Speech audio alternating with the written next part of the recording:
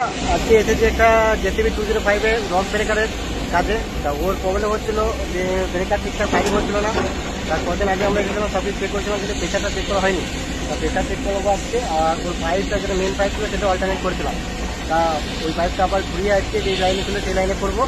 আর প্রেশারে চেক করবো, দেখি কি হয়। যদি প্রেশার পাম্পের প্রেশার ঠিকঠাক যায়, যেমন ঠিক আছে, পাম্প ঠিক আছে, তাহলে আমার ব্রেকারে কিছু প্রবলেম হচ্ছে ফায়ারিংয়ে।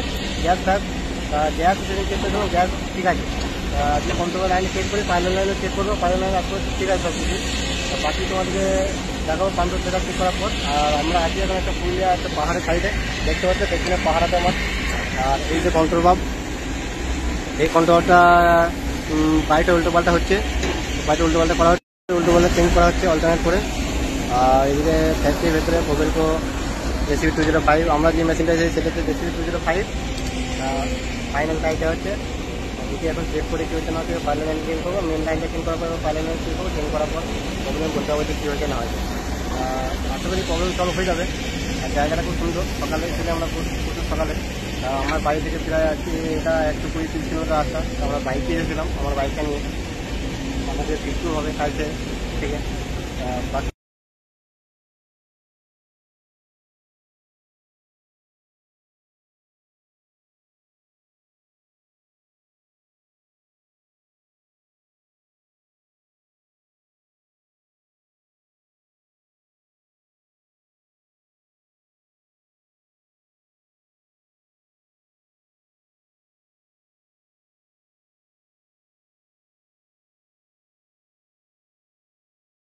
আগের দিন প্রবলেম সলভ হয়নি, তা পাইপটা অল্টারনেট করে দিয়েছিলাম, মেন লাইনটা যেটা আছে বেকারে সেটা অল্টারনেট করেছিলাম, তাও সেই প্রবলেম সলভ হয়নি।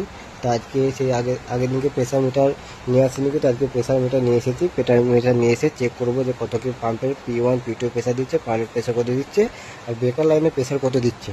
তা চলো দেখা যায় প্রেশার কত কি দিচ্ছে।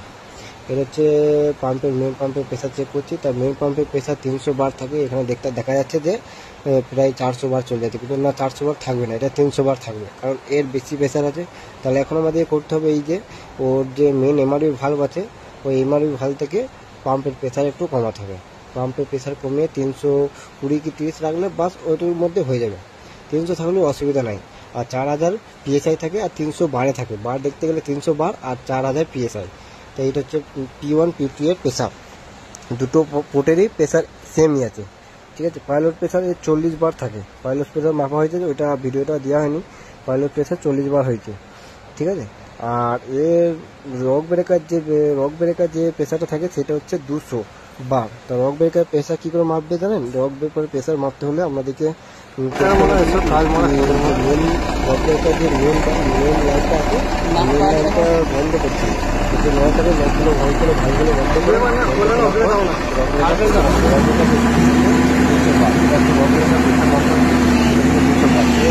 লাইনটা দিয়ে আছে দিয়ে হাইড্রোলিক পাম্পের মেন পাম্পে দিয়ে